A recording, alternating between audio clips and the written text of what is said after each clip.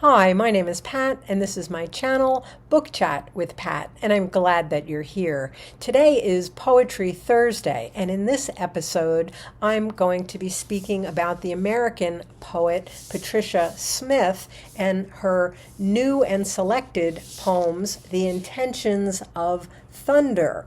This volume was just awarded the National Book Award in Poetry in November of 2025. This book contains poetry from all of Smith's previous collections, as well as some new poems and some others not found in any other collection. So I'd like to talk a little bit about the life of Patricia Smith and then share a few of her poems. Patricia Smith was born in Chicago, Illinois in 1955, and she attended Southern Illinois University and Northwestern University. She is a poet, a spoken word performer, a playwright, and a teacher of writing. She is a four-time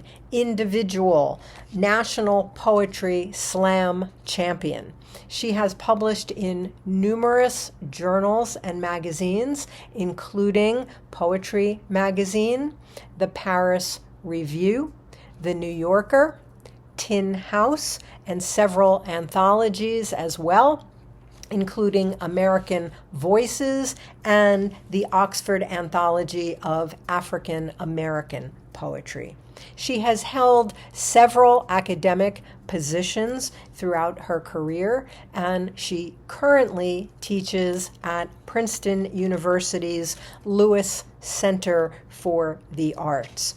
In addition to publishing 10 books of poetry, Smith has also had her poetry produced as a one-woman play by Nobel Prize winning writer Derek Walcott. And this was performed at Boston University Playwrights Theater. Her list of writing awards is long and varied, including several major literary prizes, such as the Rebecca Johnson Bobbitt Award, the Carl Sandburg Literary Award, the Hurston Wright Legacy Award, 2 Pushcart Prizes, the Lenore Marshall Prize, and the NAACP Image Award. She was also a finalist for the Pulitzer Prize in Poetry, and she was a finalist for a work in 2008 for the National Book Award as well. And then she won the National Book Award just this year for this most recent collection. She was also elected a chancellor of the Academy of American Poets in 2023. In 2021, she received the Ruth Lilly Poetry Prize for Lifetime Achievement from the Poetry Foundation. This collection of her essential work from across her career shows her mastery of form and the depth and breadth of the topics that she writes about, many of which confront truly frightening revelations in our history. Over and over again, though, she comes to the conclusion that poetry is an absolute necessity. So, how about some poetry? First, I would like to read Dear Ferocious Dreamer, which she wrote for and read at the opening ceremony for the 2023 Pegasus Awards, celebrating the Ruth Lilly Poetry Prize winner of 2023, Kimiko Hahn. In this piece, Smith addresses specifically Dear Harriet, meaning Harriet Monroe, who was the founder and the first editor of Poetry Magazine in 1912. Dear Ferocious Dreamer, Dear ferocious dreamer, dear maven of song and surveyor of every far-flung star, dear meandering romantic, audacious witness, dear listener with the whole of your covetous heart, dear listener to the air's brutal and gorgeous music, soft dancer to ballads not yet written or sung, dear lost ago sister, conjuring us behind shuttered eyes, dear mother of this shifting and cumbersome light, dear writer of moments and readers of lives, dear wide aloud daydreamer, dear tenderly reckless, dear ceaseless pen, clacking keyboard and second throat. Dear Harriet, it is you who envisioned us spilling like so many daybreaks through the door you opened, and here we are, so fevered and restless and so loudly alive, our days luminous and upended by the dauntless strut, the sleek dance of sound on a line. On 1,000 lines, among us perhaps 1,000,000 lines, lines that leave us breathless and grant us breath, lines that pull us down sun-splashed roads of jubilation and the crippling path of grief, lines like sting hard like homemade brown liquor, and everything Buddy Guy done said, lies that unveil our whole histories and feed us in a way religion won't, lines that break us apart and build us back crooked, build us back sideways, build us back heartbroke, lines that give us new names and introduce us to our shadows, 14 lines with stiff rhymes and a volta, lines flirting with dactyls and crammed with ampersands and shoveling golden, lines that say, hey, you're in love, or hey, you need love, or hey, haven't you had enough love? These lines from Kimiko imagine words with a dimension not unlike the light and dark regions of the moon, the back of planets, the craters, words that orbit the body like a plea granted. Harriet, do you hear us? Words like a plea granted. Lines like a need fulfilled, poems like answers to what we cry out into the dark. All you did was open the door and look, we've ripped it from its hinges. It is for poetry that we have gathered in this room of wild witness, here in syllable, in soul, in service, here where we know there is no danger quite like a poet on the edge of a poem.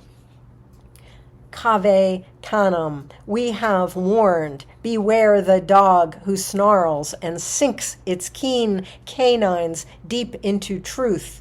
Thanks to Toy and Cornelius, every poet knows there is world waiting for their work.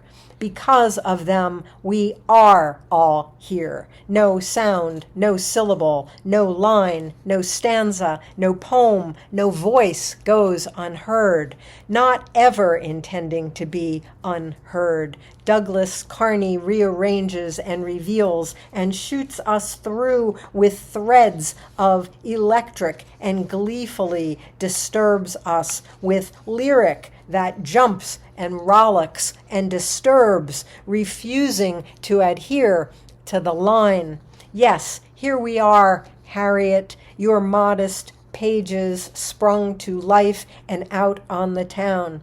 Here we are, glittered up in razored suits and stilettos, breathing thinly beneath our Spanx and oh so carefully held breaths. Here we are, a little itchy and giddy and smelling good and washed all over in limelight.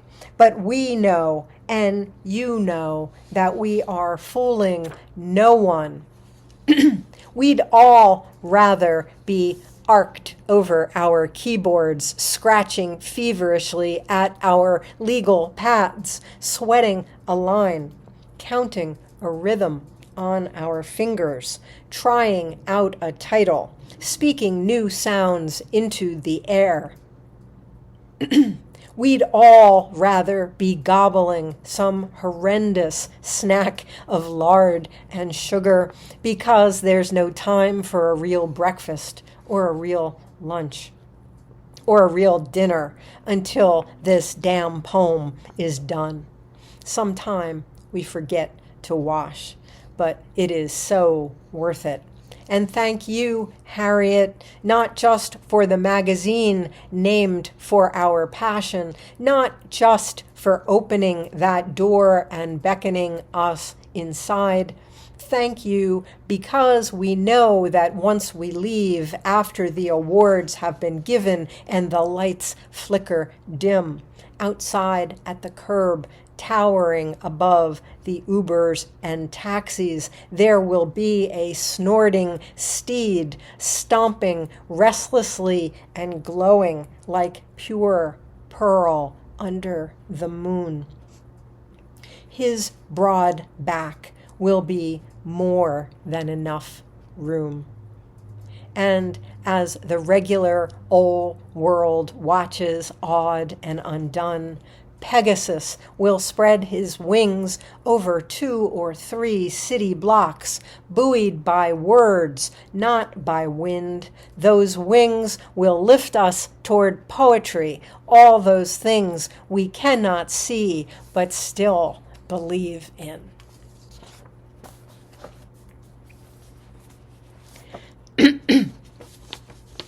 Next, Running for Aretha.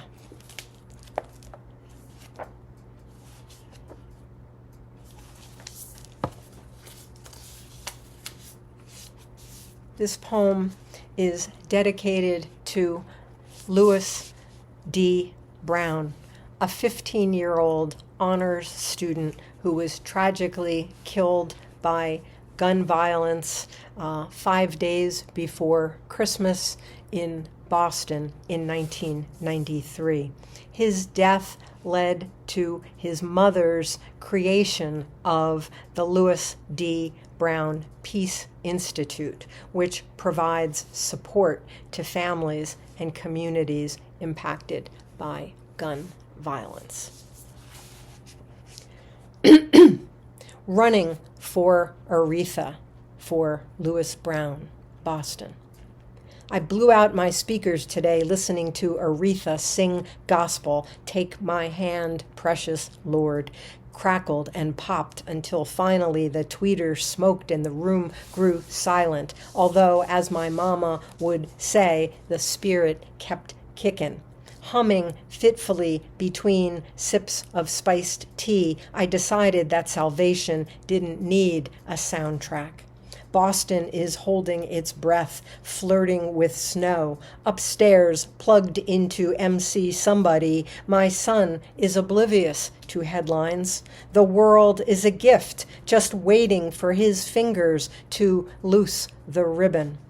He won't find out until later that a boy with his face, his swagger, his common veil died crumpled on a Dorchester street.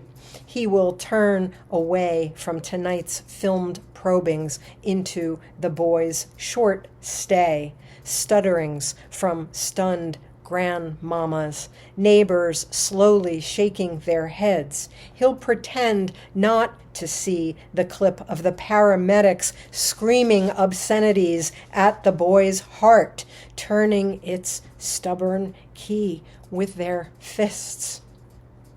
"Want anything, Ma?" he'll ask from the kitchen, where he has skulked for shelter, for a meal of sugar and bread to block his throat. The crisp metallic stench of the busted speakers reminds me that there are other things to do. My computer hums seductively. My husband hints that he may want to argue about sex. I think about starting a fire, but don't think I can stand the way the paper curls, snaps, and dissolves into ash. So I climb the stairs to my son's room, rest my head against the door's cold wood, listen to the muffled roars of rappers, but I don't knock. He deserves one more moment of not knowing that boy's face. How I ran to Aretha's side, how tight the ribbon is tied.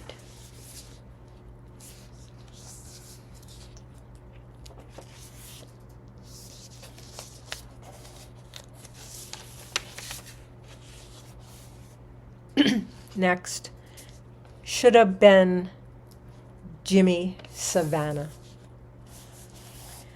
My mother scraped the name Patricia Ann from the ruins of her discarded Delta, thinking it would offer me shield and shelter, that leering men would skulk away at the slap of it.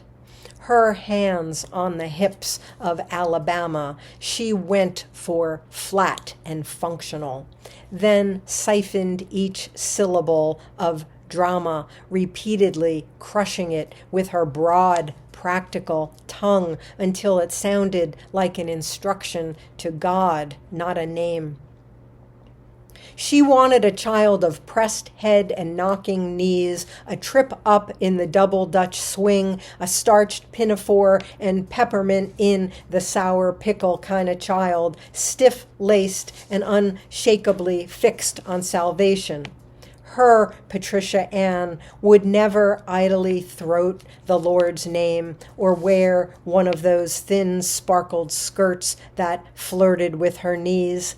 She'd be a nurse or a third-grade teacher or a postal drone.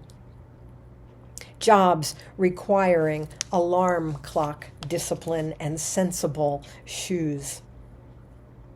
My 4 downbeats were music enough for a vapid life of butcher shop sawdust and fatback as cuisine, for raid spritzed into the writhing pockets of a Murphy bed. No crinkled consonants or muted hiss would summon me. My daddy detested borders. One look at my mother's watery belly, and he insisted, as much as he could insist with her, on the name Jimi Savannah, seeking to bless me with the blues-bathed moniker of a ball breaker, the name of a grown gal in a snug red sheath and unlaced all-stars. He wanted to shoot muscle through whatever I was called, arm each syllable with tiny weaponry so no one would mistake me for anything other than a tricky whisperer with a switchblade in my shoe. I was bound to be all legs, a bladed debutante hooked on lucky strikes and sugar. When I sent up prayers, God's boy would giggle and consider. Daddy didn't want me to be anybody's surefire factory, nobody's callback or seized rhythm. So he conjured a name so odd and hot, even a boy could claim it. And yes, he was prepared for the look my mother gave him when he first mouthed his choice. The look that said, "That's it, you done lost your goddamn mind." She did that thing she does when she grows 2 full inches with righteous, and he decided to just whisper, "Love you, Jimi, Savannah," whenever we were alone, rechristening me the seed of Otis, conjuring his own religion and naming it me.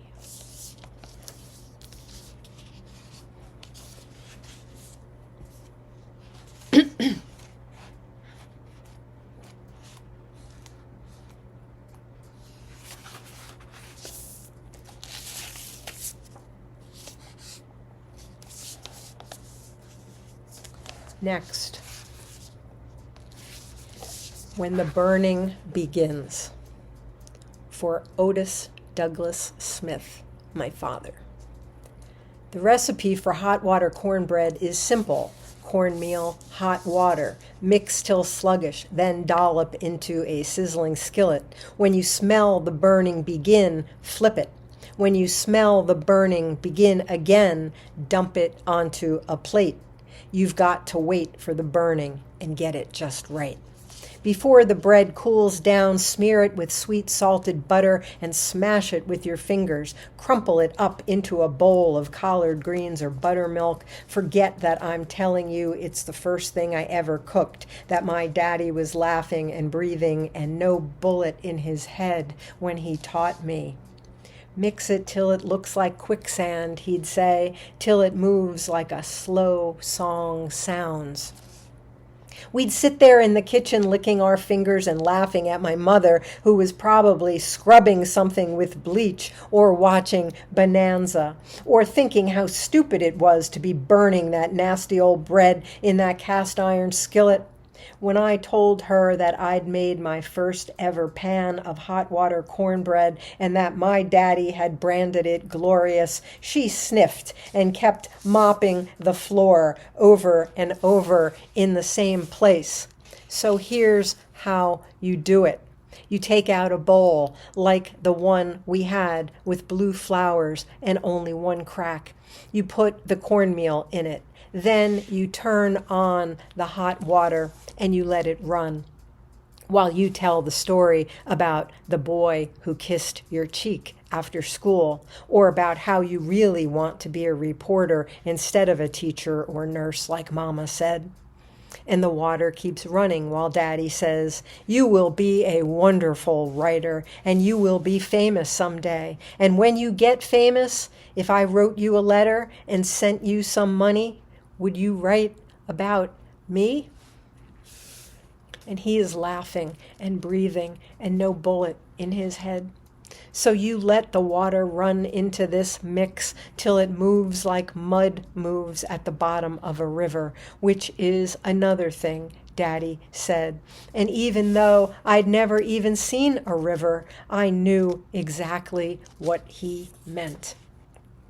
Then you turn the fire way up under the skillet and you pour in this mix that moves like mud, moves at the bottom of a river, like quicksand, like slow song sounds. That stuff pops something awful when it first hits that blazing skillet. And sometimes Daddy and I would dance to those angry pop sounds. He'd let me rest my feet on top of his while we waltzed around the kitchen, and my mother huffed and puffed on the other side of the door. When you are famous, Daddy asks me, will you write about dancing in the kitchen with your father? I say, everything I write will be about you, and then you will be famous too. And we dip and swirl and spin, but then he stops and sniffs the air. The thing you have to remember about hot water cornbread is to wait for the burning so you know when to flip it. And then again, so you know when it's crusty and done. Then eat it the way we did, with our fingers, our feet still tingling from dancing. But remember that sometimes the burning takes such a long time. And in that time, sometimes poems are born.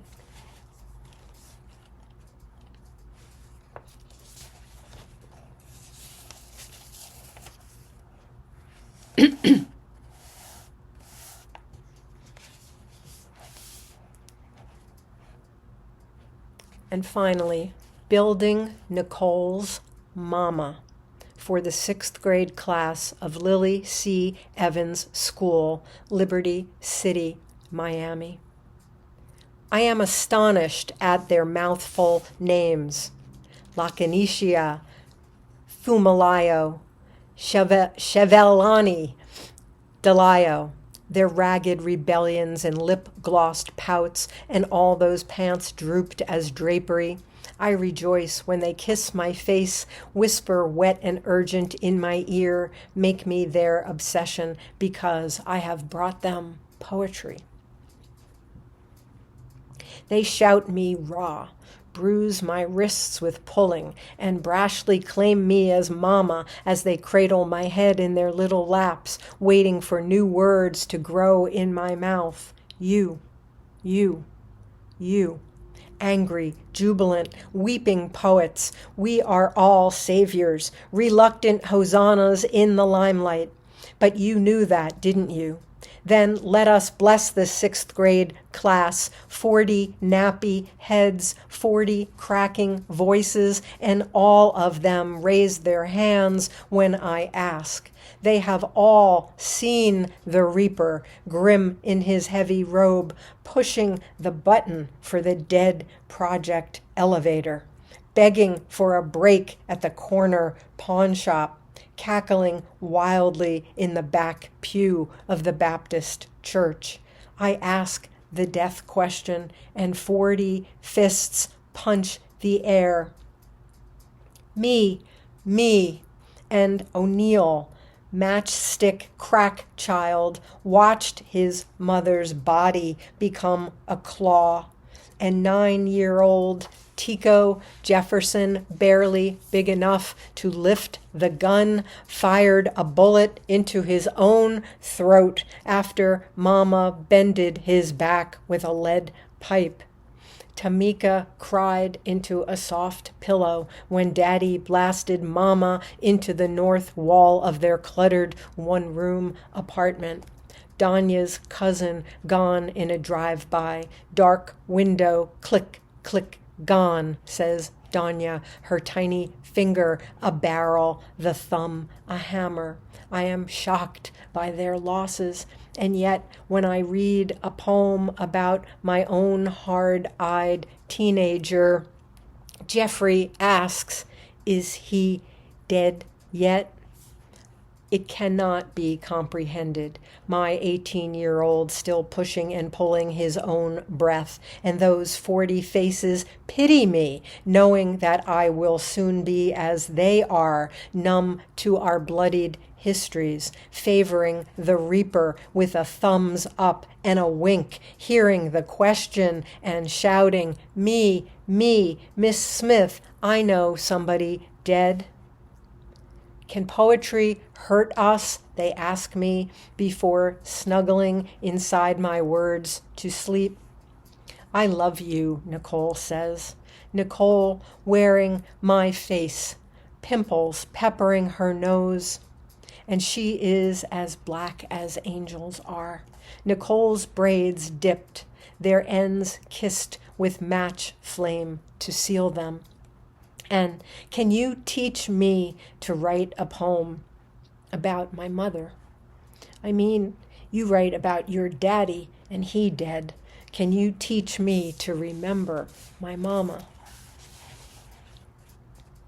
A teacher tells me that this is the first time Nicole has admitted that her mother is gone, murdered by slim silver needles and a stranger rifling through her blood, the virus pushing her skeleton through for Nicole to see.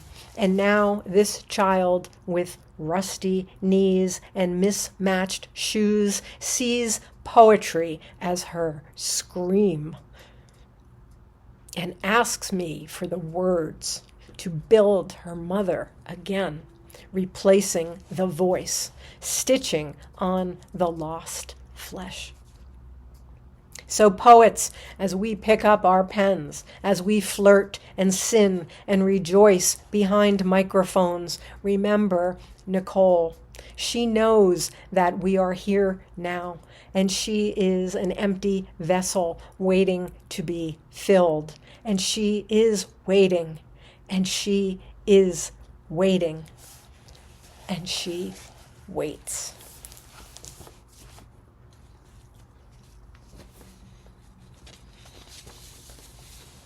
So that is just a little bit about our newest winner of the National Book Award for Poetry, Patricia Smith. As always, I thank you for watching. I hope that you're doing well. I'll speak with you again soon. Take care.